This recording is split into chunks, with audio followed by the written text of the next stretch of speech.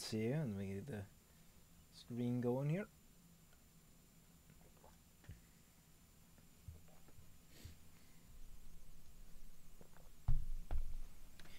Hey everyone! And yeah, no, Demerg's no problem with that, buddy. Hello everyone, and welcome back to Let's Read Resident Evil City of the Dead. I'm your host, Remy McNeil, although I think most people watching this live already know that. For anyone just now joining in, there are several videos like this that are down below. They should be able to find them. They should either be in the related feed, or you can just look at my backlog and my videos. But yes, today we should be finishing this novel. It's been a fun ride, and I've had a lot of fun reading to you guys. There's actually questions right there about what the next book I'll be reading live, and I'll get to that in just a minute. Well, actually, at the end of this, hopefully. Someone please remind me at the end of the stream. I'll bring that up. But for now, I would like to just jump right into this, because last time my voice was getting really tired, and so I would like to just not have my voice get super tired and just get right on to things. So let's see. Last time we were doing this, I believe we had a number of different things happen.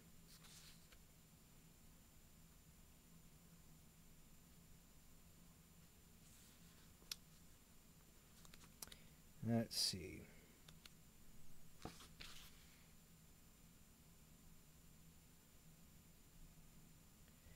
That's right.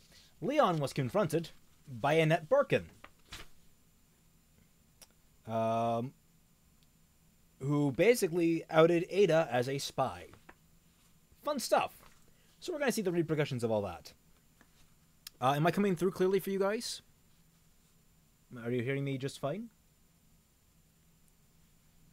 Just want to make sure that I have everything going just fine. Oh, why is my... Oh, hi, Ash. How's it going?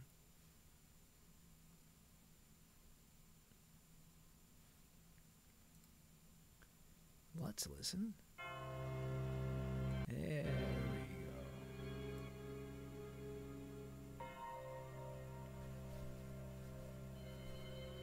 go. No, you're right on time. I just started the stream. Wunderbar, wunderbar. Dishonored has a novel series? I may have to look into that. And yes, Alistair, hello. Alright, so let's just jump right into it, shall we? Chapter 27. The cool, dark ride down through the elevator shaft ended in a squealy of hydraulic brakes, and then silence as the engine shut down and trapped them somewhere in the seemingly endless tunnel. Claire? What? Claire held a finger to her lips, hushing Sherry, and heard the sound of what, like an alarm from somewhere outside, a repeating, muffled bleat of honking noise. There seemed to be talking, too, but Claire could only make out the faintest mumble. Come on, sweetie. I think the ride's over. Let's see where we ended up, okay? And stay close. They moved out of the transport room and onto the platform. The distance sounds not so distant anymore. And there was light coming from somewhere behind the lift. Claire took Sherry's hand as they Claire took Sherry's hand as they walked quickly around, not wanting to worry the girl, but feeling pretty sure that it was an alarm they were hearing. There was definitely someone speaking over the rhythmic squeals too, and Claire wanted to know what they were saying. The lift had stopped only a few feet down from some kind of service tunnel, and the light she'd seen coming from a caged bulb that hung down from the tunnel ceiling. There wasn't a door, but there was a decent-sized crawl space at the end of the short passage, and it would have to do. It's either that or climb back up to the surface, probably only a mile or so. Not a chance. Claire boosted Sherry up and then climbed after her, moving to the front and then crouch-walking to the dark hole. The bleeding sound got louder the closer she got to the crawl space. The mumble transformed into a woman's voice. She strained to hear the words, hoping that she'd catch elevator malfunction and temporary, but still couldn't quite make it out. They'd have to abandon the lift and hope they were leaving it for something better. Claire circled around, sighing. Looks like crawl time for me and thee, kiddo. I'll go first, and then... SLAM! Sherry shrieked as something landed on the roof of the transport behind them, crashing through the top in a thundering clap of rending metal. Claire grabbed her, pulling her close, her breath caught in her throat. And a hand, 2 hands, appeared through the hole in the roof, 2 thick arms clad in shadow, and the gleaming white of Mr. X's enormous skull rose from the destroyed lift, like a dead moon on a starless night. Claire turned and pushed Sherry towards the darkness of the crawlspace, her heart hammering, her body suddenly sick with sweat. Go! Go! I'm right behind you! Sherry disappeared into the curving black, darting out of sight like a frightened mouse, and Claire didn't look back, was too scared shitless to look back as she followed Sherry into the hole, the relentless stalker surely climbing through the shattered elevator to continue his...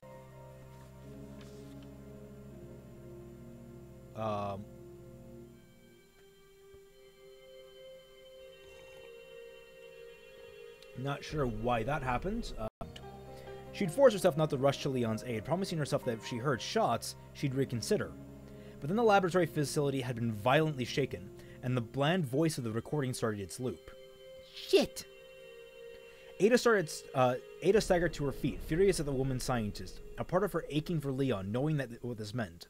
And it had triggered the failsafe, which meant they probably had less than 10 minutes to get the hell out of Dodge. And Leon doesn't know the way. No, not important. If she was going to collect the sample, which Annette surely had on her, she needed to do it now.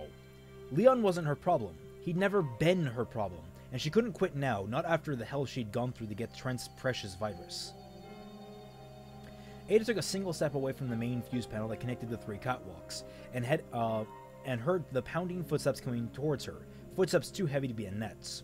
She slid back into the shadows and around to the span that led west, pressing herself against the hub frame. Oh, sup, Yoguk? Derek can give you out free ice cream, you lucky bastard. Share some with the class, shall ya? A second later, Leon went running past, probably back to where he thought she'd be waiting for him. Ada took a deep breath, blowing it out as she swept Leon from her mind and hurried across the southern bridge to find Annette. Ada was gone. Has been activated. This auto-destruct sequence... Shut up! Shut up! Leon hissed, standing helplessly in the middle of the room. His stomach knotted and his hands balled into fists. When she heard the alarm, she must have panicked and run. She was probably stumbling through the giant facility, lost in daze, maybe looking for him as that infernally calm voice repeated the sirens blaring and rang. The transport lift. Leon turned and ran back through the door, and saw that it was gone, a large empty hole a few feet deep where it had been. He'd been too intense on getting to Ada. He hadn't even noticed that it wasn't there anymore. We have to find that tunnel. We have to. Without the lift, we're trapped. With a silent howl of frustration, Leon turned and ran back towards the catwalks, praying that he would find her before it was too late. The crawlspace ended abruptly, stopping over at least 7-foot drop into an empty tunnel. Her ears ringing, her mouth dry as dust, Sherry grabbed the edges of the square hole, closed her eyes, and jumped. She swung out over the hall and letting go as soon as she was straight up and down, landing crooked and falling as her right leg crumpled. It hurt, but she hardly felt it, scrambling on hands and knees to get out of the way, staring up at the hole. And there was Claire, her head coming out, her wide, worried eyes taking in that she was okay, that the hall was empty and safe. Except that there were bells ringing and a woman on the intercom was talking, and Mr. X was coming. Claire stretched her arm down as far as she could with the gun. Sherry, I need you to hold this. I can't turn around. Sherry stood and reached up, grabbing the barrel, amazed at how heavy the gun was as Claire let go. Sherry is an amazing character. I love her. Don't point at anything, Claire breathed, and then was actually dove out of the hole, curling her body and landing on her shoulder, her head tucked in tight. She did a half somersault and then her legs banged into the concrete wall. Before Sherry could even ask if she was alright, Claire was on her feet, taking the gun and pointing it at the door at the end of the hall. Run! She said, and she started to run herself, one hand pushing on Sherry's back as they sprinted for the door, as the intercom voice told them they had to get out, told them that the self-destruct sequence had been activated, and behind them, a sound of crashing metal tore through the blaring noise of the sirens, and Sherry ran faster, terrified. And look at that! Already on to the next chapter. Not even 15 minutes in. We're making good time, folks.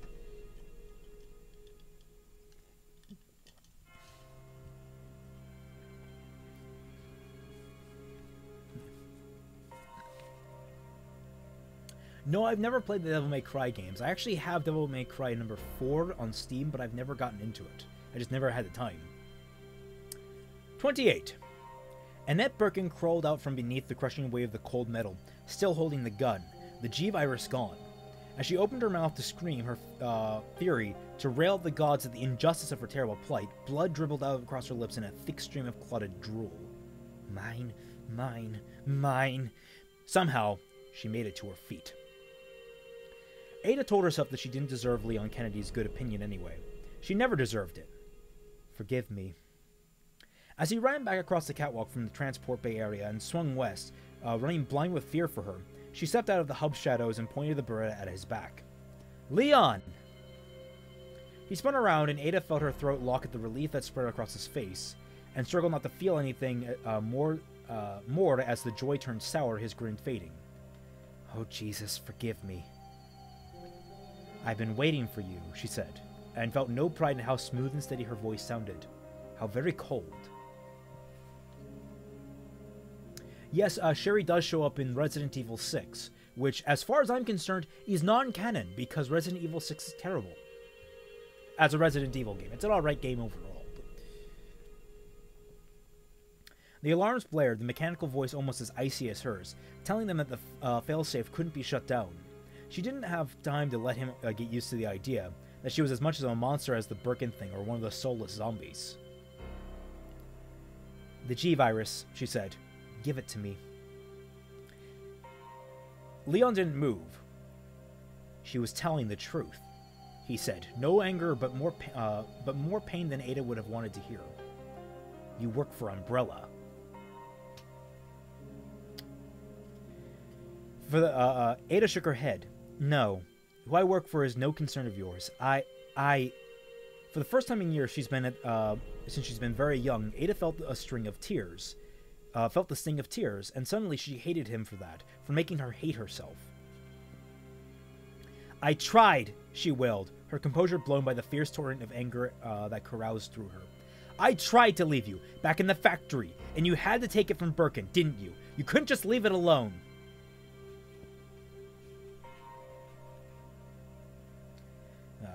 She saw pity on his face, and felt the fury pass, swept away in a wave of sorrow, for what she lost with him, for the part of herself she lost a long, long time ago. She wanted to tell him about Trent, about the missions in Europe and Japan, about how she become what she was, about every event in her miserable, successful life that had brought her to this place, holding a weapon on a man who'd saved her, a man she might have cared about in a different time and place. The clock was ticking. Hand it over, she said. Don't make me kill you. Leon stared her into her eyes and said simply, no. A second gone, and then another. Ada lowered the Beretta. Let's see what the fourth Snake's wasted potential video starring Jill Valentine. Yeah, I didn't see that one. I always argue that Jill should have been in Resident Evil Revelations 2, which would explain why she's not present in Resident Evil 6. No, Resident Evil 6 is very interesting in its evolution to an action game. Yeah, don't hold your breath for an RE6 reboot. I don't see them going beyond Resident Evil Code Veronica for remakes. Even Code Veronica, I think, would be iffy. Resident Evil 3 might be the last remake we get for a long while. Leon steeled himself for the shot, for the bullet from Ada's gun that would kill him. And she slowly lowered the weapon, her shoulders sagging, a tear running down one porcelain cheek. Leon blew out his held breath, feeling too many things, a jumble of sadness and betrayal, and pity for the tortured struggle in her beautiful dark gaze. And a shot rang out from the shadows behind her. Ada's eyes went wide, her mouth falling open as she pitched forward, the gun hitting the floor, her body hitting the rail and flipping over. Ada, no! He ran and dove, and somehow she caught the rail as he grabbed her wrist, her body dangling over the bottomless dark, blood sprouting from her hanging, shattered shoulder. "Ada, hold on!" "Mine," Annette whispered. She raised the handgun again, intending to shoot the other, to take back what was hers, to make them all pay. And the gun was too heavy. It was falling, and she was falling with it. Together they fell into the dark metal. The dark spinning up to her mind and finally taking her pain away.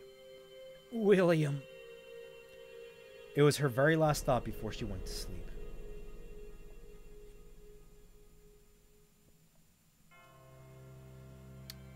The door opened into a room filled with screaming machines, the howls and hisses of the humming, rattling giants drowning out in the shrill of the alarm warning.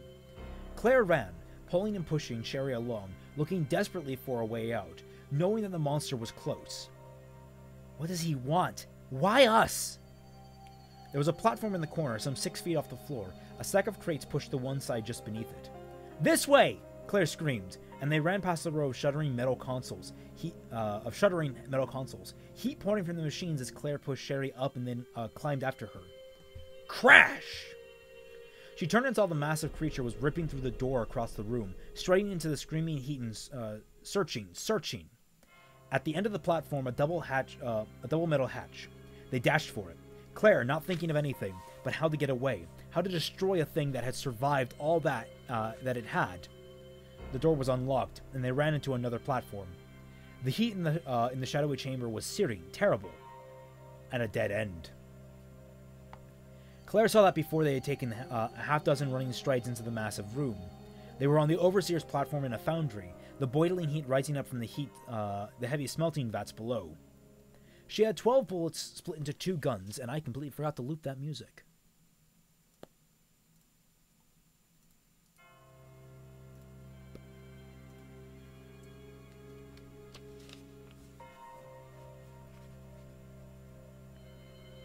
Because it's like more loud than my natural voice. Every game pre-RE4 possible. I would actually like a remake of of Resident Evil Survivor. I would love to see what they could do with that now that the first-person mechanics have been fine-tuned. Especially that those stories are somewhat interesting, but could do some serious revision. Okay, so she had 12 bullets split between 2 guns. Claire stumbled to the edge of the platform, Sherry next to it, the electric orange of molten metal bathing over them in its fevered glow, hot enough to burn anything. How? How do I make him jump? Sherry, get over here! Sherry, get over there! She pointed to the farthest corner of the platform, and Sherry shook her head, her small face trembling with fear. Do it! Now! Claire shouted, and with a cry of terror, Sherry ran, her locket banging against the open flaps of her denim vest. Not a locket. And Sherry screamed, and Claire turned, and Mr. X was coming. He walked into the chamber, as stiff and huge and impossible as when she'd first seen him, the eerie orange light turning him into even more of a nightmare. Claire stood her ground, jamming Iron's gun into her shorts, the half-formed plan running through her frightened mind. It probably wouldn't work, but she had to try. He reaches for me, I jump over the railing, I grab on, he falls. Mr. X turned his blank gaze towards her as he took his floor-shaking, measured steps, the black bullet holes in his face and throat, just pockets of shadow in the smooth, terrible pumpkin light. And he turned towards Sherry, and raised his fists, and started for her. Hey! Hey! I'm here! Claire screamed, and he didn't hear her, didn't see her. His entire monstrous being focused on this cowering, sobbing girl huddled against the far wall, clutching her locket. And Claire knew what he wanted. The half-remembered phrases from both Sherry and Annette came together in a flash of awareness, forming the answer. J-Virus, rip her apart. Good luck charm, not a locket. Sherry! He wants the necklace! Throw it to me! If she was wrong, they were both dead. Mr. X closed in on the girl, blocking her from Claire's view, and the pendant, the G-Virus pendant that Annette Birkin had inflicted on her young daughter, came flying through the heated dark, hitting the floor in front of Claire's feet. Mr. X reeled around, following the path of the throned pendant, with his black eyes, forgetting Sherry the second the necklace left her grasp. It was true. Good girl! Claire scooped it up, waving it at the monster, feeling a rush of incredible anger and malicious glee as the bloated giant started towards her with unwavering intent. Fists raised again, his lifeless features fixed on the glittering pendant. "You want this?" Claire taunted, the words spilling out in fury, for the wasted bullets, for the fear that she and Sherry had suffered. "Yeah? Then come and get it, you miserable, mindless freak!" The monster was less than 5 feet away when Claire turned and threw it into the bubbling, burning hot pool, the necklace disappearing into the melted iron. And the Superman creature that had terrorized them throughout the endless nights walked straight into the rail, the metal bar snapping in all his powerful wake, and plunged, silently, into the giant vat, a great wave of sizzling metal sloshing over this blackened sides, spontaneous eruptions of flame dancing up from the dark shapes of his body as he disappeared beneath the surface of the molten lake. Triumph, sweet and wonderful, and then the cool voice of the recording changed suddenly, wiping away the joy of seeing Mr. X take a lava bath. Over the shrill blast of the mechanical sirens. "There are 5 minutes to reach minimum safe distance. All remaining personnel should evacuate immediately. Please report to the bottom platform. Repeat, please report to the bottom platform. Repeat."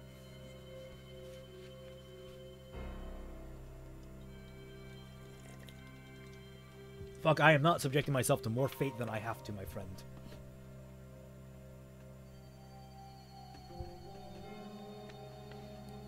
I think that Chris should have had, like, more shit going down in Resident Evil 5. Like, 5 and 6 were, like, some of the biggest missed opportunities in the entire series. Sherry was by her side, and Claire grabbed her hand, and they ran. I'm gonna address things now, because I'm here like this. Why is my chat not showing up? What the where is it? It's not showing up on this one for some reason. That's not like it. So let's see what we have here. Bone Man, I think they should focus on more RE games like RE8 and 9.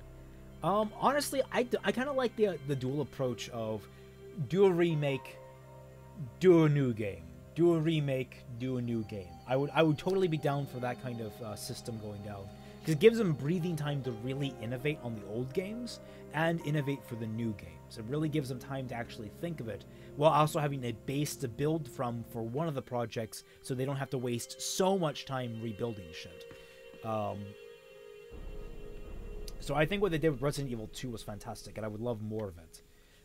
With Resident Evil 3, Code Veronica, and Survivor. Though again, my biggest ask is Resident Evil Outbreak. I will not stop asking for that because I think it would do fantastic in this new day and age. Based on a movie where Shaggy was getting mocked off a group of bikers. Oh yeah, I saw that. The Shaggy memes. All right, let's continue them. The pain was incredible, and Ada closed her eyes, wondering if she would die from it. Ada, hang on! Just hang on, I'll pull you up! Through the throbbing, pounding sirens that assaulted her ears, Ada heard the countdown from for the fail-safe start to run. 5 minutes. He tries to save me. We both die. Leon's grip was strong, the determination in his panicked, pleading voice almost as strong as her own will. Almost, but not quite. Ada turned her face up to his, and saw that in spite of it all, he still wanted her to survive. He wanted to help her up and carry her away to safety, to the safety of escape. Not this time. Not for me. Her life had been about selfishness, about ego and greed. She'd seen a lot of good people die, and somewhere along the way, she lost the ability to care, telling herself that even the effort was a waste of time and a sign of weakness. And I was wrong. I was selfish and wrong, and now it's too late. Not too late. Whatever waited beneath her, the decision was made. Leon, go down west and find the cargo room, past the row of plastic chairs. You need the disc, it's in my pouch. Ada, I have it! Cargo disc, right? I have it. I found it. Don't talk, just hold on, let me help you up. He fumbled at the rail, trying to maintain his grip. Talking was a horrible effort, but she had to finish what she had to tell him before time ran out. The code is 345. Get to the elevator, Leon. Take it down. The subway. Tunnel leads out. Have to run full throttle and watch out for Birkin, the G-carrier. He's changed by now. Got it? Leon nodded, his blazing blue eyes filling her up. Live, she said, and it was good. It was a good word, a word to go out on.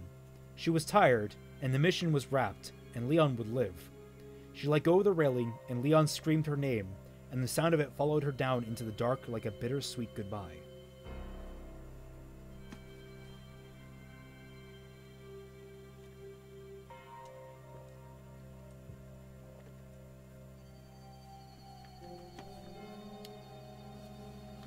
Chapter 29.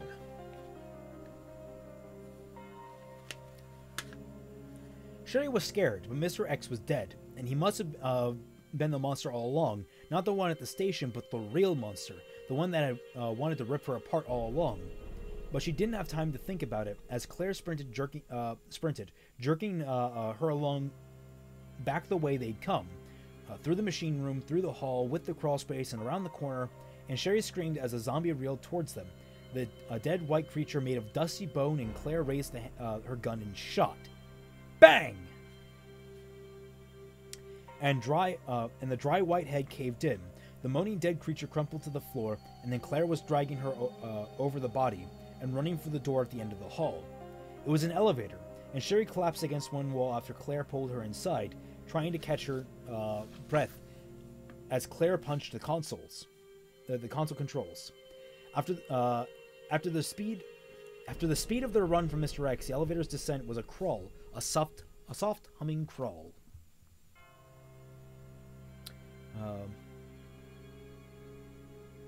There's the ending here is not that long.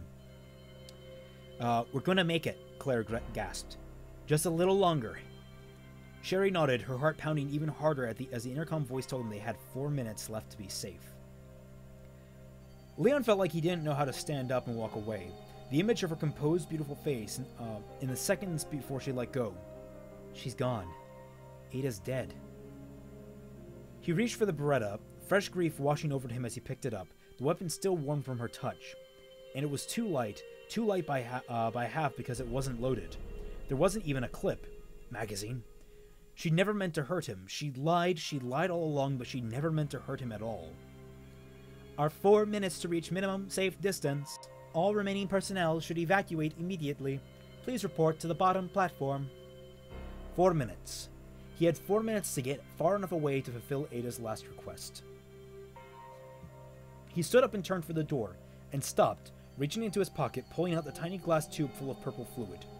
He knew he didn't have time to spare, but it only took a second to pull his arm back and throw the sample as hard as he could, wanting to be far away from it as possible.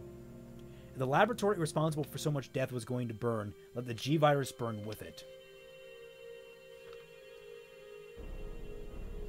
Actually, that's interesting. Resident Evil Survivor 4, Dead Aim, actually covers that, sort of. I'll get to that. I can get to that in a minute if someone reminds me. About the stockholders. Yes! The elevator door opened and there was a train, a secret subway train in shining silver. It was silent and dark, not the powered-up thrumming machine that Claire had hoped to see, but it was still the most beautiful escape vehicle that she'd ever laid eyes on, hands down. Sherry holding onto her arm, they ran to the door at the front of the three-way subway car.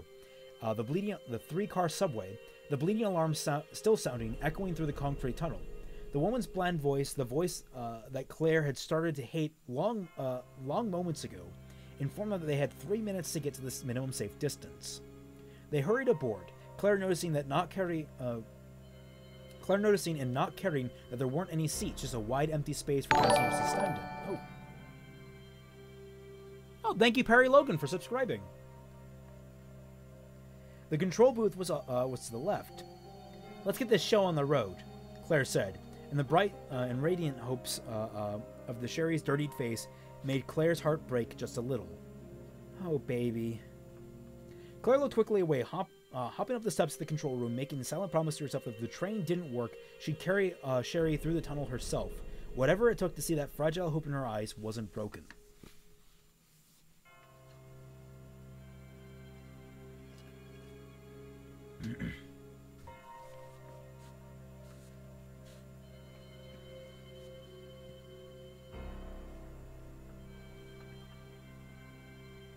The code in the verification disk he'd found in the operating room opened the door just as Ada had said, the broached hatch opening into a short hall. With 3 minutes left, Leon dashed down the cold corridor through another over-wide door, a biohazard symbol emblazoned across the front, and found himself in the cargo room. He didn't have time to stop and get a good look.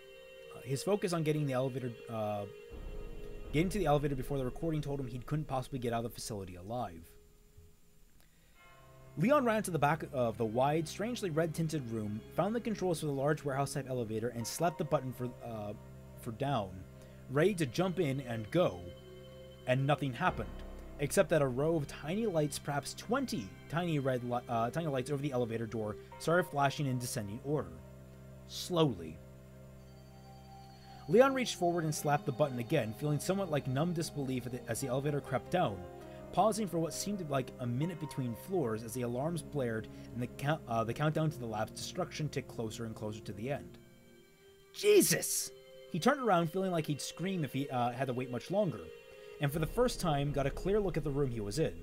2 tall, wide shelves that ran the length of the chamber held a very specific kind of cargo, and although the half-dozen giant glass containers that lined each shelf held nothing but clear red fluid, Leon felt a chill just looking at them.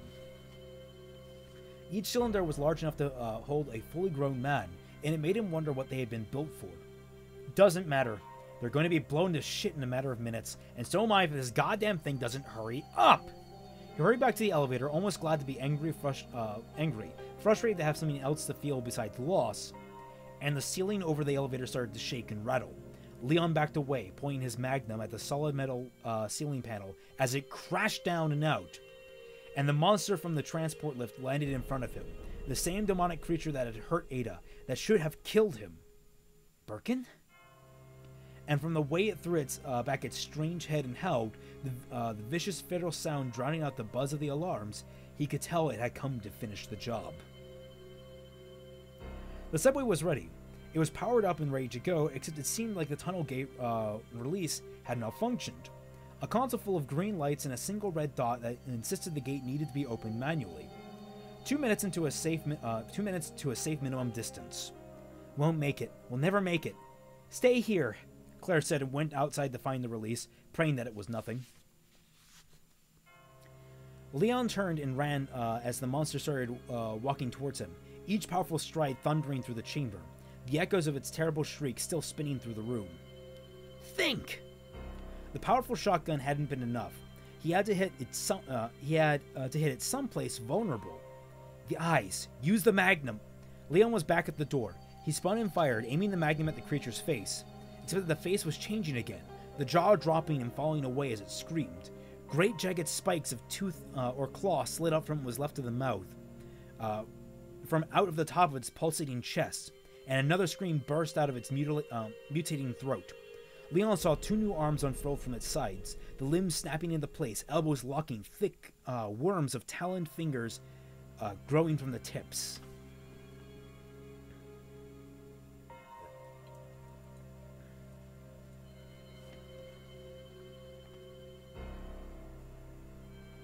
Bam! Bam! Bam! The shots grouped tight, blowing into the thin stretched skin over its slitted left eye. The monster roared, this time in pain, and Leon saw shards of bone and pus-purple fluid splatter out, a small stream of dark blood obscuring the yellow ball of its eyes. How did William scream Sherry's name in Darkseid's Chronicle? I don't remember that. I've played through Darkseid's Chronicle quite a bit. It shook its head back and forth, flinging more liquid, squatting down on its haunches like a mutant frog, and leapt into the air, springing up and right, landing on one of the 7-foot-high shelves with an animal grunt. Oh shit, how'd it do that? He couldn't see its eyes, couldn't see anything but its back as it slumped down, but it was changing again. He could hear the wet snapping sounds and see the knobs of spine rising up through the purple flesh of its back. He didn't want to see what it was becoming, but the elevator hadn't landed yet, and he had 2 goddamn minutes. Leon grabbed another clip magazine and slapped it home, then fired at what he could see, a shape with 6 legs, a shape that no longer looked like anything human. The shot hit one of the muscular shoulders, and the creature jumped. Like some wild, spidering beast, it leapt back to the floor, landing a few feet in front of him. Its chest had become a wall of strange teeth, of spikes that opened and closed as it panted. And when it screamed again, the sound was a demon cry, like nothing he'd ever heard, like the dying screams of 1,000 damned souls. Leon got 2 shots off in the cluster of moving teeth and stumbled away, and beneath the constant blares of the sirens he heard the bright and cheery ping of the elevator's arrival. Claire ran to the front of the train, looking at the series of levers and switches set into the tunnel wall, frowning, finding the red and white handles in less than 10 seconds, and slamming it down. She heard the grating of metal somewhere in the front of the train, and turned to run back to the door when she heard the metal again. The ripping, tearing sound of steel being bent and hammered out of shape, coming from somewhere behind the subway, from somewhere in the back of the tunnel. No. No way. She stared towards the back of the train, past the metal bars of a closed gate that led back to the shadows, and heard the sound like bone on concrete, a grinding, heavy noise that repeated again and again. Footsteps. I love Nier Automata. Nier Automata is amazing, and the music from Drakengard is fantastic. The newer Drakengard 3. And I've read full Let's Plays of his, by Dark Id. I highly recommend his Let's Plays of the Drakengard and Nier series. They're fucking hilarious. Yeah, actually, oddly enough, he did an entire series on the Resident Evil games, too. So if you want to check out a Red Let's Play where you read through with screenshots, the Dark Id has some hilarious ones. I remember I just got enraptured by them. They are great. Highly recommend. So where was I? Yes, footsteps. Claire ran for the door, knowing that it couldn't be Mr. X. Absolutely could not. He was melted, gone, and they didn't have the G-Virus anymore. And she caught a glimpse of movement past the bars of the shadow, some 30 feet away. A glimpse of something tall, wisp of smoke curling through the darkness, and the bitter choking stench of something burned. It stepped out of the shadow, stepping towards the back of the train car, raising charred, massive fists. BAM! And the car actually rocked as Claire realized that it was Mr. X, or what was left of him, and that he was surely a demon straight from hell. She'd combined the clips on their elevator ride. 11 rounds left. There was no way it would be enough, but that was all that she had. Claire raised Iron's gun, wondering if this was the end. It was the end because you're using clips and a gun that takes magazines, Claire! Sorry. Leon ran around the shelf to his right, heading back to the elevator, and there were galloping, thundering footsteps right behind. He couldn't stop. Another turn back through the middle of the room, and he was hit in the back, propelled forward and down as the beast rammed him, hot rubbery flesh slamming him into the floor. Leon rolled and was on top of him, the dripping teeth poised to drive through his skull, its thick legs pinning him down. The tumor-like eye that was still there, opening out of the shoulder, looking at him.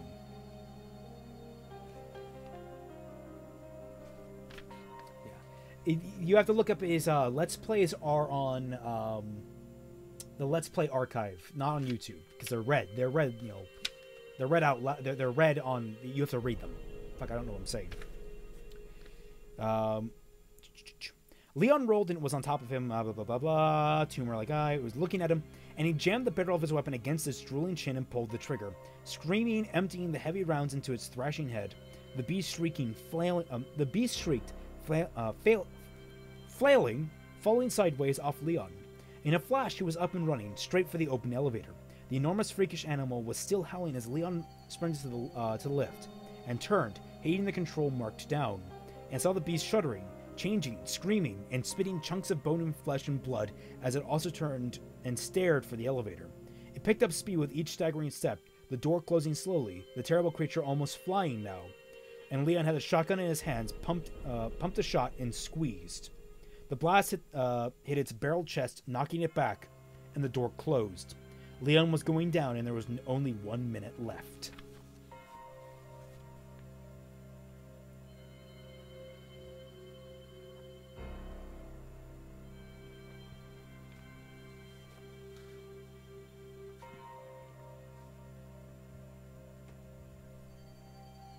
I'm not a fan of the setting of the original Nier is interesting to me, but the gameplay looks just unpleasant overall.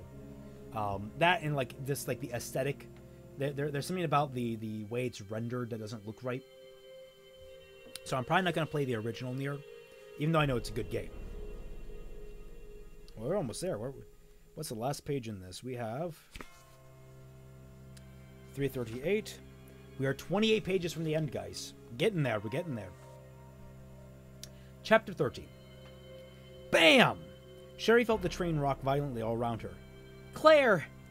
She ran to the door, remembering that Claire had said not to leave and not carry. She didn't know what it was or what she could do to help, but she couldn't just stand there. Bam! And the car shifted again, another loud banging crash blasting through the stale air, the floor trembling beneath her feet. Sherry reached the door and hit the open switch, her heart hammering, sweat dribbling through the dirt on her face. The door slid open, and there was Claire, pointing her gun at something Sherry couldn't see, something at the back of the car. Claire's gaze flickered to her, and she shouted words, and her shouted words quaked with fear and panic. "Don't come out! Shut the door!"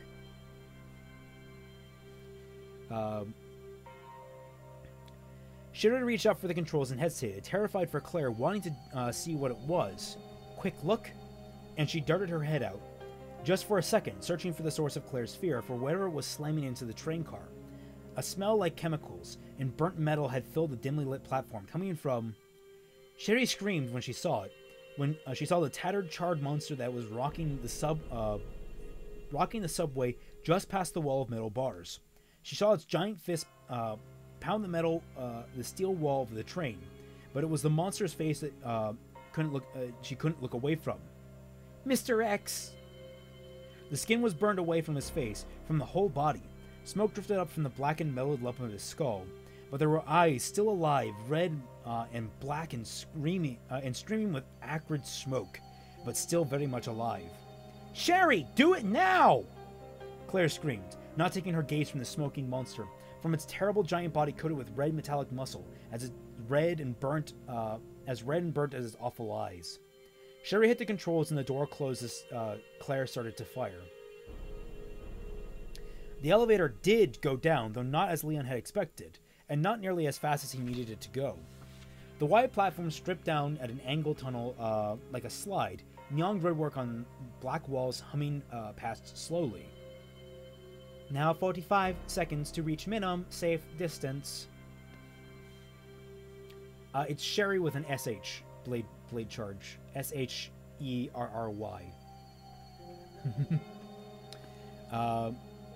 Go, go, go! Leon breathed, every ache and pain in his body forgotten in the rising dread that beat his brain.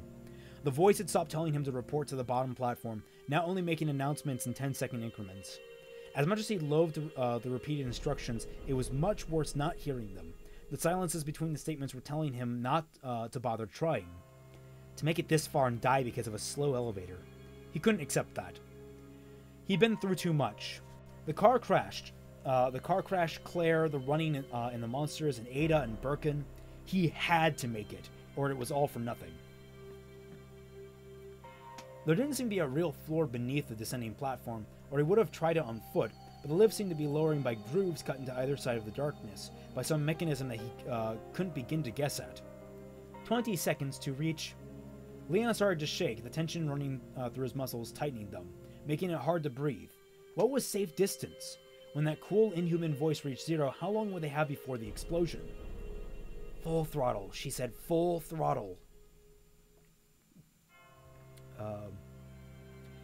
The train would have to be fast. And he had 10 seconds left to get to it, as the strange elevator continued its smooth, unhurried trek down into the dark.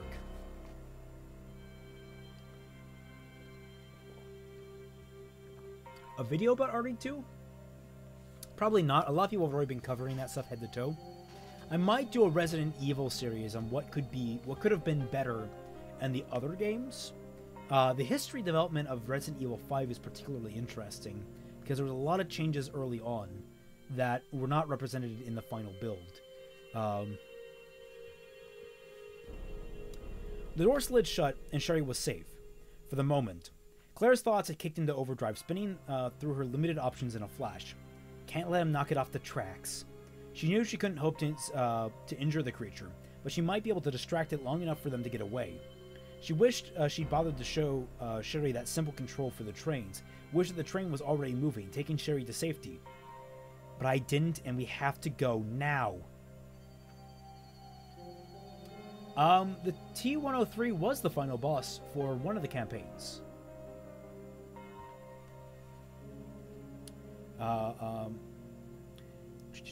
The recorded message was continuing down to the final 10 seconds to reach the safe distance.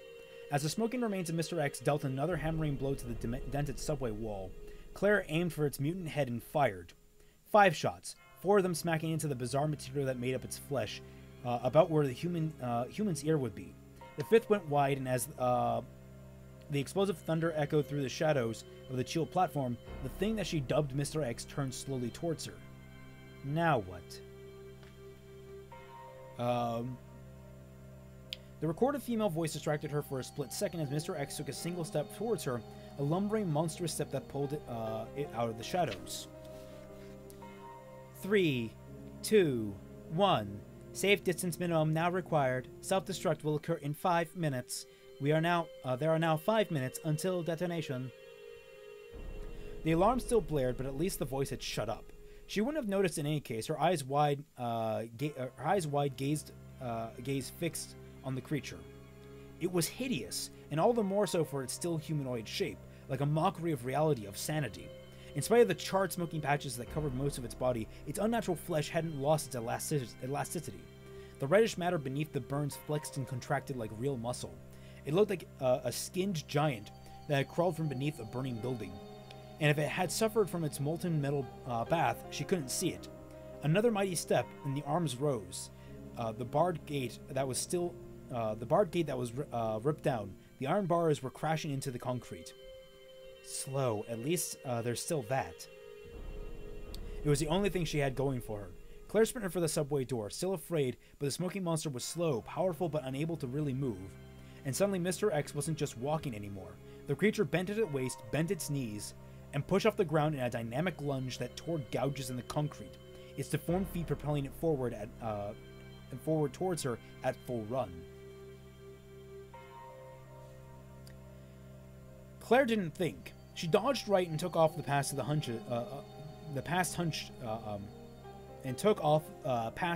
loping monster, running as fast as she could. It almost got her anyway. Its reflexes faster than fast, as if losing its facade of skin had freed it somehow. The liquid metal paring it down to its core strength. As she leapt over the broken gate and into the shadows, she heard the screeches of not flesh fingers raking across the cement, so that Mr. X had brought one mighty arm up, slashing through the air where she'd only been seconds before. It meant to disembowel her. But why no G-Virus? No reason. Claire ran deeper into the echoing darkness as the intercom system calmly informed her that they had 4 minutes left.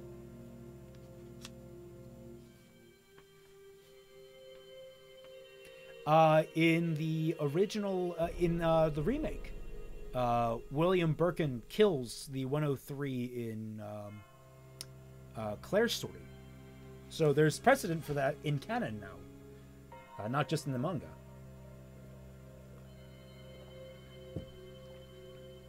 I've told them, Ash, I'm having writer's block on it. There's a lot to cover with it. So it's taking a little bit longer. I've only gotten through, I have it all hashed out bullet point wise, but the actual wording of things and the fine detailing are really the hard parts. So I'm only on episode 7 of 20, though a lot of it has been bullet pointed out. So hopefully it shouldn't take too long, but I am still struggling with it. There's also, I have to get ready for Japan, too. There are now 4 minutes until detonation. Shit! Just when he thought he might have a stroke from the frustration, the elevator had finally stopped. Leon jerked at the handle to a thick metal door, tensing himself to run. And the door opened into one wall of a passage, a sterile concrete corridor lit by flickering overhead bars, and there were no signs telling him which way to go. Left or right? A few seconds as he hesitated could cost him his life. if he still had any chance at all. He heard once that when faced with a choice, most people instinctively turn to the direction of their dominant hand. With the crappy luck he'd had throughout his long, long night in Raccoon, he decided to go the other way. Left. Leon ran, his boots pounding the floor, wondering if he should even bother.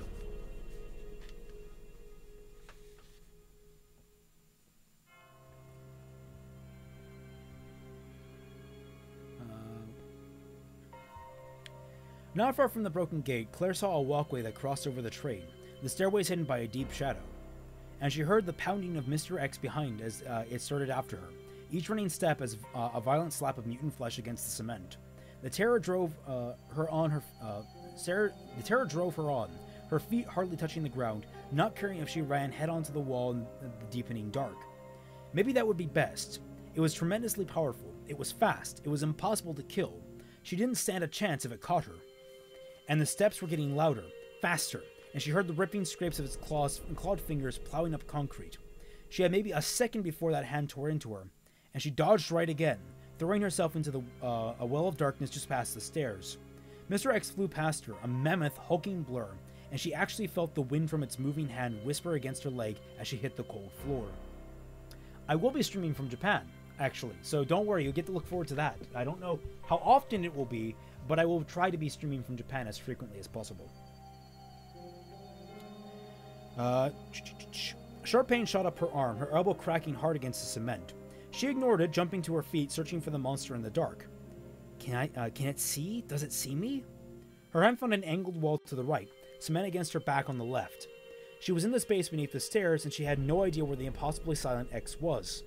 The shadows wouldn't help her if it could see in the dark. She ran her hand over the walls, found a switch, and punched it.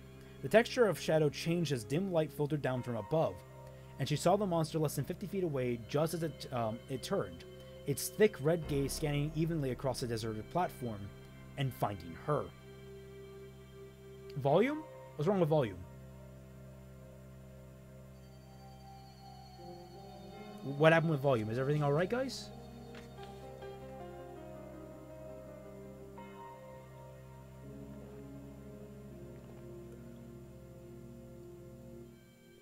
Oh, you were correcting what you said. Gave me a heart attack there, Blade Charge. You gotta be careful with that.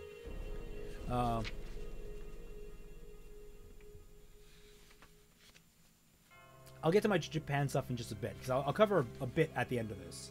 Because we'll have time, trust me. We haven't even been here an hour, and I'm almost done with this book. I mean, come on.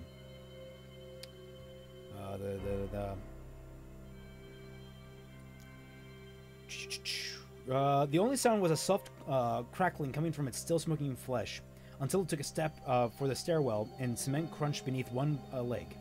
6 or 7 shots left. Get the eyes. Claire stepped quickly out of the shadows and raised Iron's gun, squeezing the trigger, backing towards the stairs. Bam! Bam! Bam! And X was positioning itself for another attack, the bullet smashing into its melted face, 2 of them ricocheting from the matter of its skull as it aligned to her position. Bam! Bam! She was at the stairs, sliding up a step, the rounds useless. Mr. X staring at its lurching run. It would be on her before she could turn. Before she could get up the steps. I'll die. But at least I'll hurt it first. Mr. X took 2 powerful strides, having the distance between them as Claire aimed, determined to make the last shots count. She would die, and her only regret was for Sherry, her only wish that she would be able to incapacitate the Nightmare X before it killed her. She fired, and the monster's left eye exploded. A burst of inky fluid splattered the wretched inhuman face. Yes! Mr. X veered to its right, not stopping, but not coming straight at her anymore. It would still hit the base of the stairs. Too close. She had to try for the other eye.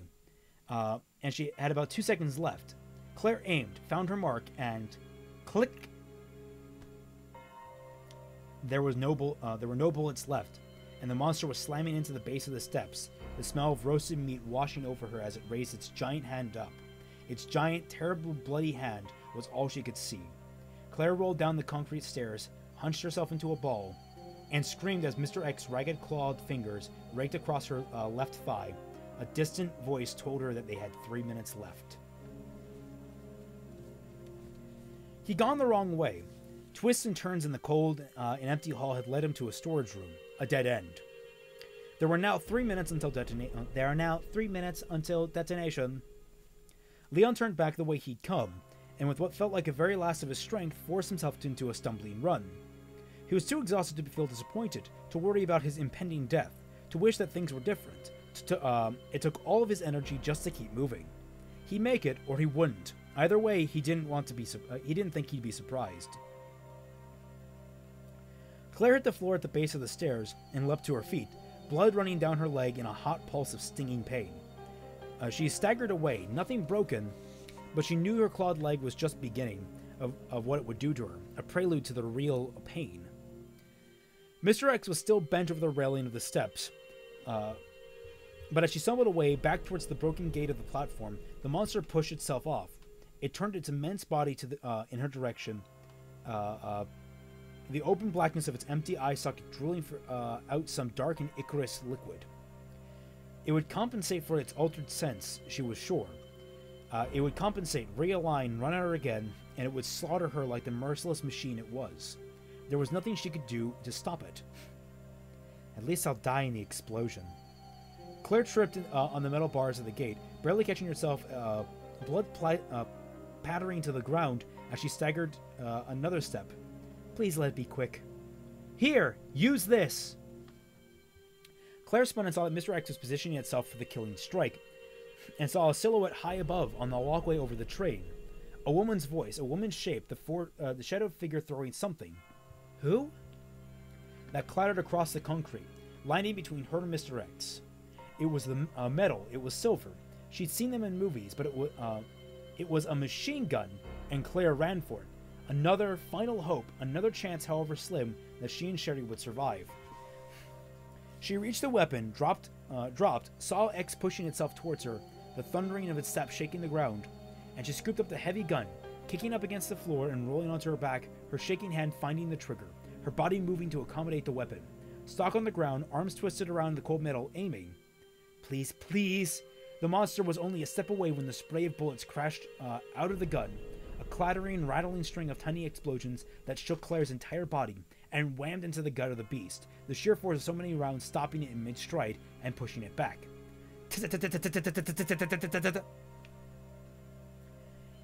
She felt the vibrating metal trying to shake itself free of her grip, so she held it tighter, the butt of the weapon tapping against the floor at a manic pace. The bullets were still pounding into the creature's abdomen, so fast and so many that she couldn't hear her own gaping cries of fury and pain and exhilaration. Or exaltation. And Mr. X was trying to move forward, but a strange thing was happening, a strange and beautiful thing. Its gut was being shredded by the endless streams of rounds, its midsection gaining depth and texture, black fluids coursing down its lower half from the ragged, growing wound. Mr. X's mouth was open, an empty hole like its eye socket, and like the socket, thick liquid was pouring out, obscuring its pitiless face. Claire held on, directing the hail, watching the creature try to stand against the pulsating, crashing spray, watching it bleed, watching as it seemed to condense its massive body crumpling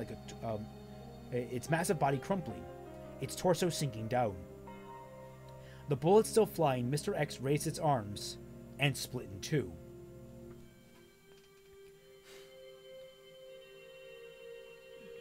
I didn't catch the Fates. I've not seen Heaven's Feel at all.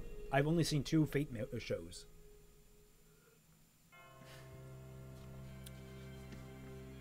Claire took her finger off the trigger as X's upper body toppled to the cement, a wet slap of heavy meat, and its legs collapsed, falling to one side, more strange blood gushing from its both halves. Pools of shiny black grew around the massive pieces of broken body, forming stinking puddles. The creature was dead, and even if it wasn't, it didn't matter anymore.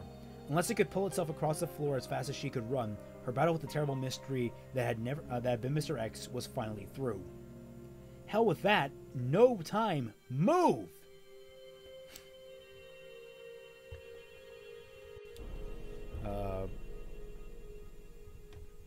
Claire was on her feet in a second, ignoring the squelching blood in her boots and the pain that had caused it, her gaze searching the upper platform for her unknown savior.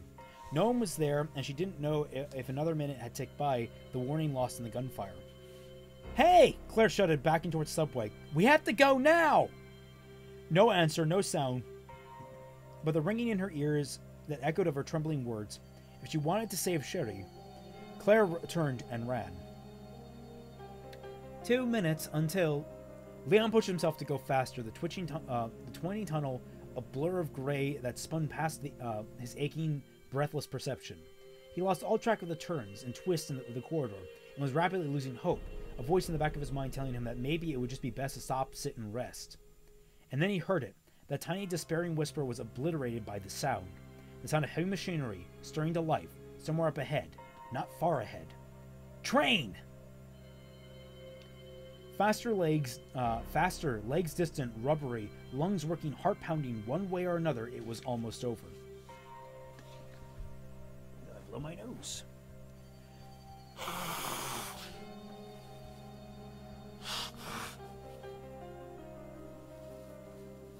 Fate is an interesting premise, but ultimately not one that I find ultimately interesting enough to stomach some of the horrendous writing that goes behind it. Alright, here we are, guys. Final chapter before the epilogue, 32. Claire burst into the train, holding a giant rifle with one leg covered in blood, barely pausing to hit the controls of the door before running for the engineer's booth. Sherry knew they were in trouble, that it was going to be close, so she didn't waste time asking questions. She followed, relieved beyond measure that Claire was okay, but keeping it to herself. Okay, she's okay, and we're going now. A small, tinny version of the intercom voice and alarms blared into the tiny room's control board. There are 2 minutes until detonation. Claire dropped the oddly shaped rifle and was hitting buttons, throwing switches, and her attention fixed to on the console. A giant mechanical hum suddenly enveloped them, a growing, whining rumble that made Claire grit her teeth. Sherry couldn't tell if it was a smile, but she smiled and she felt the train lurch and start to move, taking them away from the platform. Claire turned and saw Sherry standing behind her and smiled to her. Claire rested one hand on Sherry's shoulder but didn't say anything, so Sherry didn't either, waiting to see what would happen. The train started to go faster, sliding past dimly lit halls and platforms. The tunnel in front of them dark and empty. Sherry let the warmth of Claire's hand remind her that they were friends, that whatever happened, Claire was her friend. And she saw a policeman, stumble into view ahead of on the left, and then the train was gliding past him, his eyes wide, searching desperately for his, searching and desperate in his dirty face. Claire! Claire! It was Sherry that said Claire, not Leon. I almost said a Leon voice there.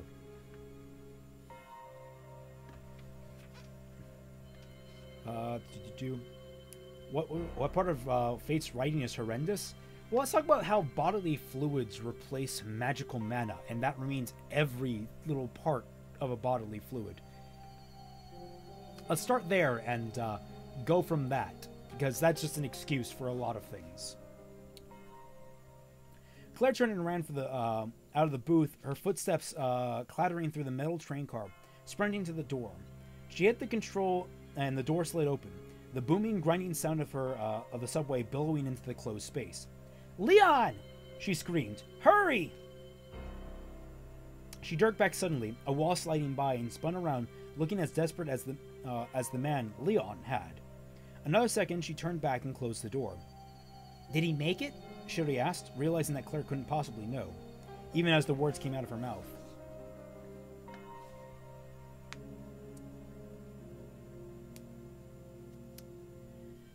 Claire came to her and put an arm around her. As the train kept going faster, her face nodded with worry, and the voice in her intercom told them they had 1 minute left. And the door in the back of the car opened. In stumbled Leon, his arms wrapped and shredded, and with a shredded, stained bandage. His hair matted with dark, dry goo. His eyes bright and blue in the mask of the dirt. Full throttle! Full throttle! He shouted. Claire nodded, and Leon blew out a heavy breath. He staggered towards them, the train shifting back and forth, speeding now, rocketing through the tunnel. He put his arm around Claire, and Claire hugged him tightly. Ada? Claire whispered. And the scientist? Leon shook his head, and Sherry saw that he might cry. Leon shook his head, and Sherry saw that he might cry.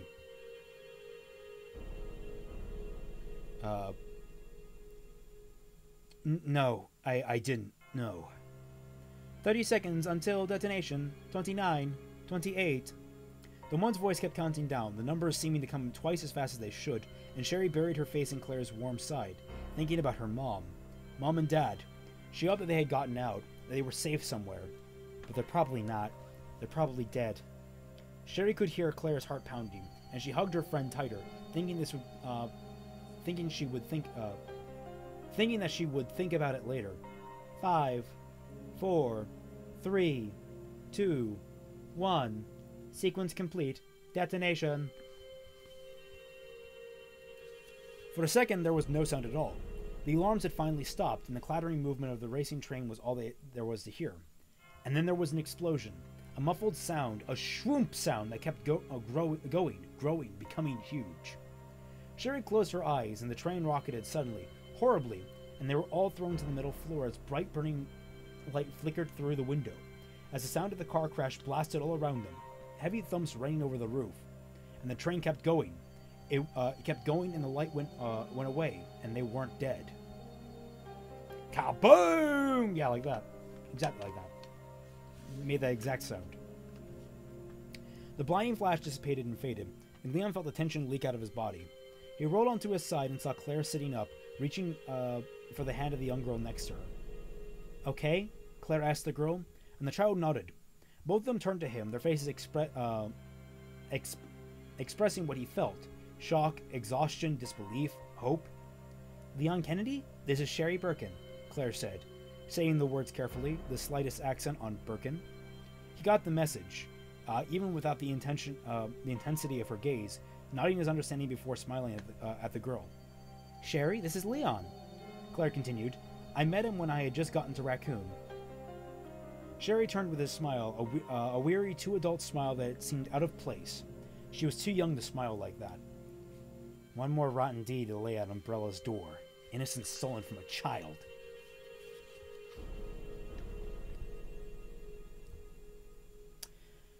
For a few seconds, they just sat there on the floor, staring at one... Actually, I had one. Nah, I won't do that. Floor, staring at one another, smiles fading all around. Leon hardly dared to hope that it was really over, that they were leaving this terror behind. Again, he saw his feelings mirrored in front of him, in Sherry's worried brow and Claire's tired gaze. And when he heard the distant squeal of metal coming from somewhere at the back of the train, he didn't see any surprise. A rending, tearing screech, followed by a heavy, somehow stealthy thump, and then nothing. Should have known it isn't over. Zombie?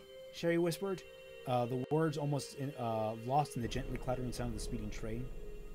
I don't know, sweetie, Claire said softly, and for the first time Leon noticed that her left leg was ripped open. Was ripped to shit, blood oozing from several ragged scratches. He'd been too amazed at their narrow escape to see it before. How about I go take a look, Leon said, taking his cue from Claire, keeping his worried voice mild and even. No point in scaring Sherry any worse. He stood up, nodding towards Claire's leg. Sherry, why don't you sit here with Claire? Keep an eye on that leg. I'll see if I can find some bandages while I'm checking things out. Don't let her move, okay? Sherry nodded, her small face intent with purpose that, again, was too old for her years. Got it. I'll be back in a minute, he said, and turned towards the back of the swaying train, praying that it was nothing at all and knowing better as he reached for the Remington and went to see.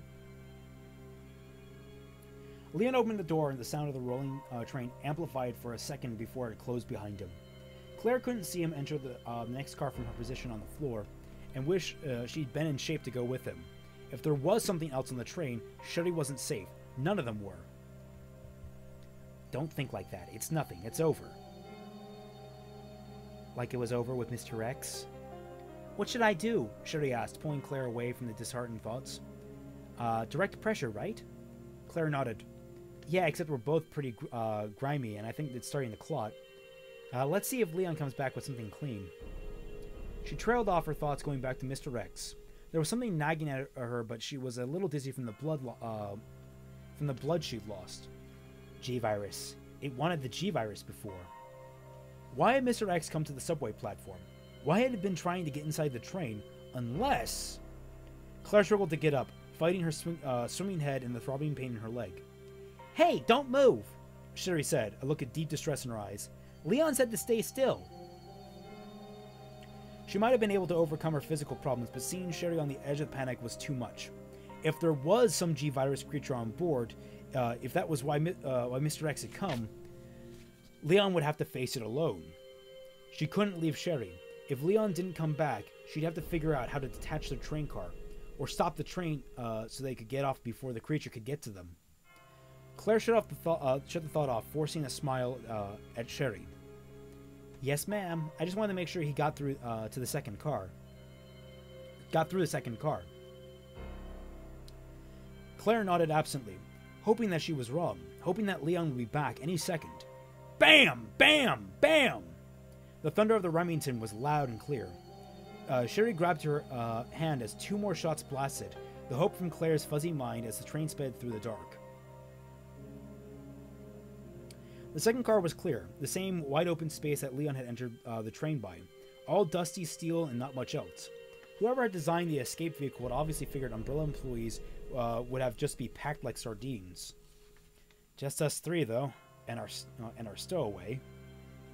There was nothing to see, but Leon moved slowly nonetheless, carefully scanning the shadowy corners, and steeled himself for whoever it was in the last car. Whatever it was, it couldn't be as bad as the thing that had jumped him in the cargo room. The Birkin thing, if that was what it was. The thought that the creature had anything at all to do with Claire's younger friend was deeply unsettling, even obscene. A monster and a madwoman, both destroyed both parents of the little girl. He reached the back of the dim, rocking train car and peered through the door, pushing all other thoughts aside as he tried to make out anything in the last car. Darkness, and nothing else. Hell. Maybe there wasn't anything to see, but he had to look. He felt his heart start to pound fresh adrenaline through his body, felt his weariness fall away. Nothing. It was surely nothing, but it felt bad. Wrong. Last thing. Very last thing. He took up a deep breath and opened the door, stepping into the loud, whipping breeze of the outside, holding onto the rail. The rattle of the train drowned out the thumping of his heart as he moved to the last car, opening the door and stepping into the darkness. Immediately, he raised the shotgun, all of his senses telling him to run as the door slid shut behind him. He reached back, slapping for a light switch. Darkness, but there was a powerful smell like bleach or chlorine, and there was a soft sound of wetness, of movement. A single bare bulb flicked on in the middle of the car as he found the button, and he thought for just a second that he had lost his mind. A thing. A creature that wasn't even vaguely humanoid, except for a strange pulsating tumor protruding from one side, a thick orb that looked very much like an eye. Birkin. The creature was giant, was a giant stretching blob of dark, slimy matter, spanning the width of the car. Leon couldn't tell how tall it was. The Birkin thing had thick streamers extended out, tentacles of wet and elastic goo attached to every part of the space in front of it, the ceiling, walls, and floor. And as Leon watched, the alien beast pulled itself forward, the dark limbs contracting, bringing the mass of the body a few feet ahead of where it had been. Not crazy. He was seeing it, seeing the brackish moving colors of black and green and purple in its tentacles and, as it stretched out again, the viscous material latching to the metal of the car, somehow dragging the blob a few more feet ahead. The body itself was nothing much so much as a gaping maw, a wet cave that still had teeth.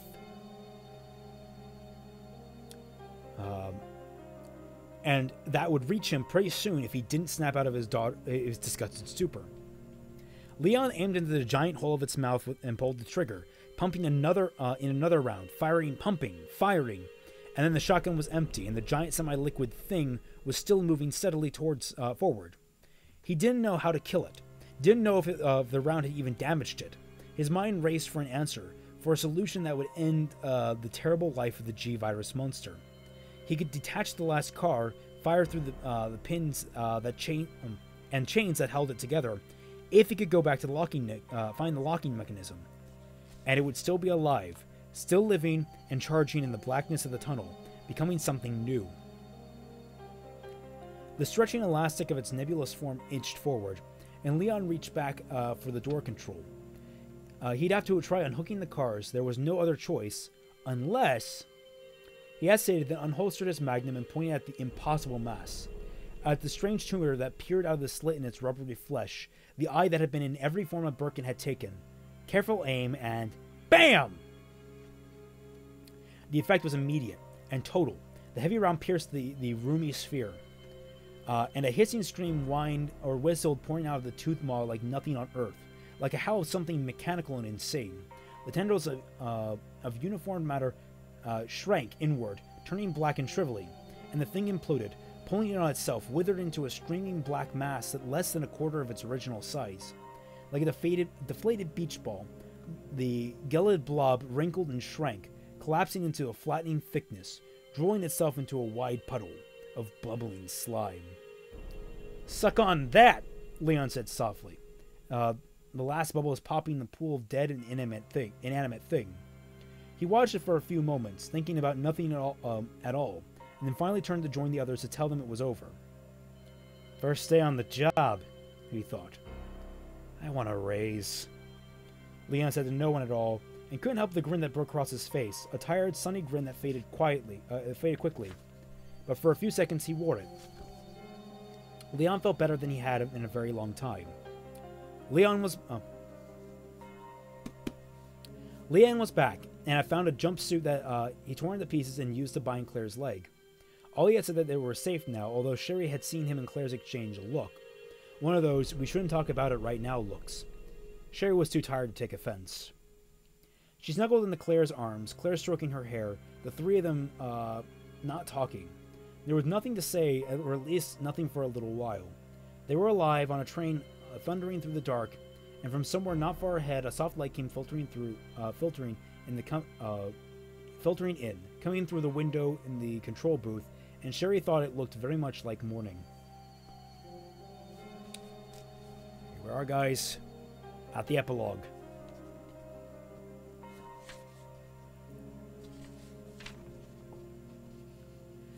They saw the aftermath of the explosion from 10 miles outside the city, a black and billowing cloud that rose up into the sky into the early morning light and hung over Raccoon like a terrible storm.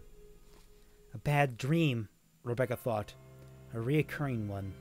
Umbrella. She didn't say it aloud, because it wasn't necessary.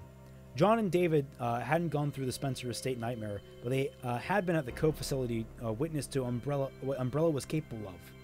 They knew. Nobody spoke as David stepped up the speed, his knuckles white on the wheel. For once, John didn't crack any jokes about what might have happened. They all knew that it was bad. Before Jill, Chris, and Barry had left for Europe, Jill had wired them with her suspicions about another accident, and had asked them to keep tabs. Yeah, this is before Resident Evil 3 came out, so they had to retcon that in the next book. There's retcons all over this novel series. When the phone lines had gone down, they loaded up the SUV and left Ming to see what could be done. The only question was how many people had died this time. Maybe this is the end. Finally, a blast like that, Umbrella can't cover this up so easily. Not if it's as bad as it looks. John finally broke the silence, his deep, mellow voice uncharacteristically subdued. Failsafe? David sighed. Probably. And if there was a spill, we're not going in. We'll circle the city and then call for help from Latham. Umbrella is surely sending in a cleanup staff out already. Rebecca nodded along with John. They weren't technically part of the Stars anymore, but David had been the captain before, and with good reason. They fell back into a tense silence. The dawn touched trees spinning past until the utility vehicle. Rebecca wondering what they would find, such as a plane flying overhead. When she saw the people staggering up to the road, waving their arms. "Hey!" she started, but Dave was already hitting the brakes, slowing down as they neared the three, some ragged strangers. A cop with a bandaged arm and a woman in shorts, both of them holding weapons, and a little girl in pink vest that was much too big for her. They weren't infected, or at least not showing any signs that Rebecca could see, but they looked like hell nonetheless. With their ripped clothes and their faces pale and shocked beneath the masks of dirt, they certainly could have passed for the Walking Dead. I'll talk, David said.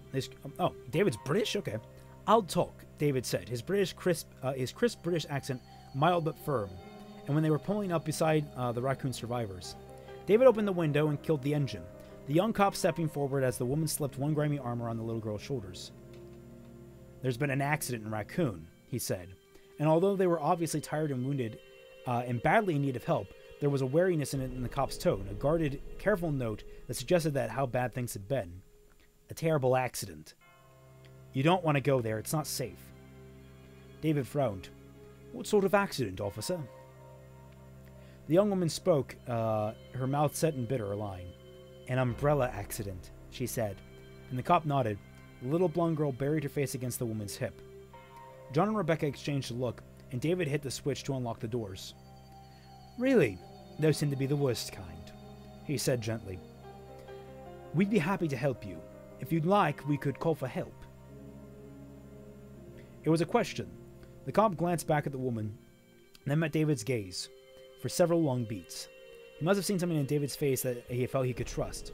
He nodded slowly, then motioned for the woman and girl to come forward. Thanks, he said, in the exhaustion finally coming through. If you could give us a ride, that'd be great. David smiled. Please, get in. John, Rebecca, would you assist me? Would you assist? John grabbed a couple of blankets out of the back as Rebecca reached for her medical kit, careful not to uncover the rifles tucked next to the wheel well. An umbrella accident. Rebecca wondered if she knew how lucky they were to have survived it, but another look in those three exhausted, shell-shocked faces told her that they probably did. They started talking even before David turned the vehicle around. In a very short time, they discovered that they had a lot in common.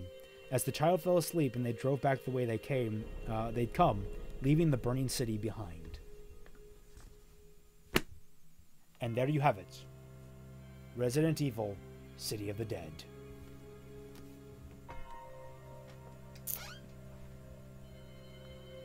I certainly hope you guys like this novel, because I love it. I adore this novel. I mean, I don't know if it's the best written novel. When it comes down to what kind of writing you like, it's all personal taste. I don't really buy into that, oh, these are the best novels ever written bullshit. There are some really well-written novels that have terrible stories. There are some really, really good stories that have terrible writing. My biggest gripe with this is the fact that she kept calling Clips magazines. Like, what the hell? It's like Gun 101. There's obviously some things that she didn't know about. As for what's going to go on now on my channel, next week, if I have time permitting, I will be live streaming a Let's Play of one of the Resident Evil 2 games, either the 2019 version or the original 1998 version.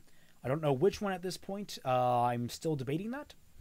If you guys have a preference, please comment down below. Tweet me on Twitter. I'd be happy to play one of them. I don't know if it'd be on Wednesday or Friday night that I would stream them. Which would be fun. As for the rest of the channel going forward this month, I'm going to be in Japan starting March 30th, going through March 13th. And I'll be visiting places like Tokyo, Osaka, and Kyoto. As well as a number of individual places that are all throughout the interim of Japan. And I will be doing live streams from there. So, with that all said, 1856 version. Oh, really? You guys want the 2019 version? It's very interesting because the 2019 version I very much like, but it condenses things in a certain way that I don't know if it feels right. I read this adaptation of the novel of the series first of the game, and I was hooked on that telling of the story. But the more I've played Resident Evil 2 and gone through the scenarios, Resident Evil 2 is actually better told with the alternate scenario, which is Claire A, Leon B, where Leon is pursued by Mr. X and Claire is instead pursued by William Birkin, and both of them face down different monsters in their campaign. They both face down, Leon faces down primarily Mr. X, Claire faces down primarily Birkin. And just like thematically, it makes more sense because there's a lot more intrigue with Sherry. There's a lot more intrigue with Ada. it's interesting. Like there's like twists in there about how Mr. X was after the G virus initially in the first version of the game, but now in the new one, he's just there to kind of get rid of survivors, which I think is kind of a weird choice, but a cool one. I wonder if there is a Godzilla mod for Mr. X. That'd be amazing. But yeah, no, I will not be fighting Godzilla in Japan. I do not plan on that. But you can look forward to my series of vlogs, my live streams about A Scotsman in Japan, which I'm hoping to title it. I'm gonna try and work on the thumbnail for that soon. And overall, I hope you guys had fun with this. This was a lot of fun to read. Obviously, my voice gave out. And the next book I'm planning to do, whenever it is released, is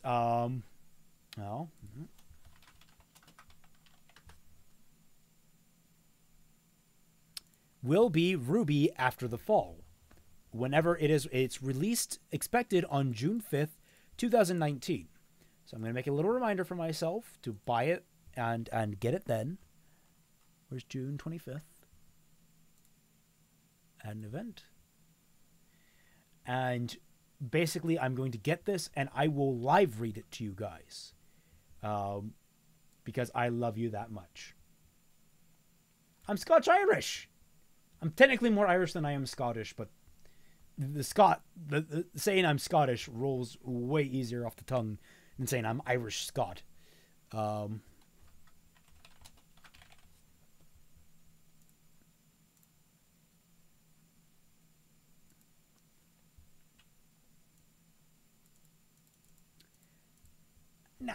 kind of like doing these streams solo, though. If there are people that I think I'll have someone in there with me. I won't do it alone like I've done with this. But yes, this is what I would am planning on doing. What the hell is this? Last Words of Summer. Oh, that's something different. Okay. But yes, are there any more questions for me in relation to what's coming up in the next few months? Because basically what's coming up is next week I'll hopefully stream. After that, I'll be in Japan and streaming from there. After I get back from Japan, I'm going to jump completely into producing, fixing RWBY Volume 3. I'm still working through the script. I'm making some headway. It's a bit of a drag. I'm hoping to have a finished draft of the script out to Fatman before I leave so that he can review it while I'm gone. And come up with every single failure point in it. And then basically when I get back, I'm going to go into full production mode. I had planned for April 29th to be a release date. I'm going to push that back to a predicted mid-May, maybe late May, depending on how long it takes to edit, because editing these things takes a long while.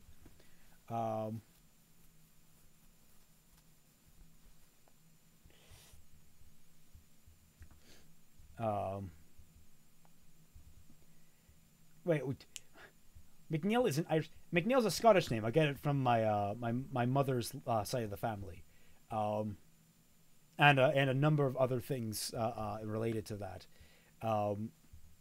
It's a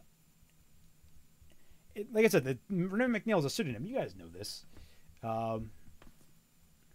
Yeah, I'm hoping it's going to be good. Making a tournament arc actually work for a larger plot is really hard. So I'm hoping, like, that's the big thing that's been giving me conniptions. The tournament plot. I hate tournament plots. I hope they never go with another tournament plot ever again. But yes, I'm going to cut it off there for today. Thank you all so much for watching. I hope you've had a lovely time. For anyone just now looking at any of my videos, a shout out to every single one of my lovely patrons. If you want to support the channel, you too can support me by patroning and joining the Team Frostbite Discord server, where I, as long as many other members of Team Frostbite, as well as other major members of this community, are very active very constantly. Thank you all so much for watching. I hope you had a good time, and I'll catch you all on the flip side.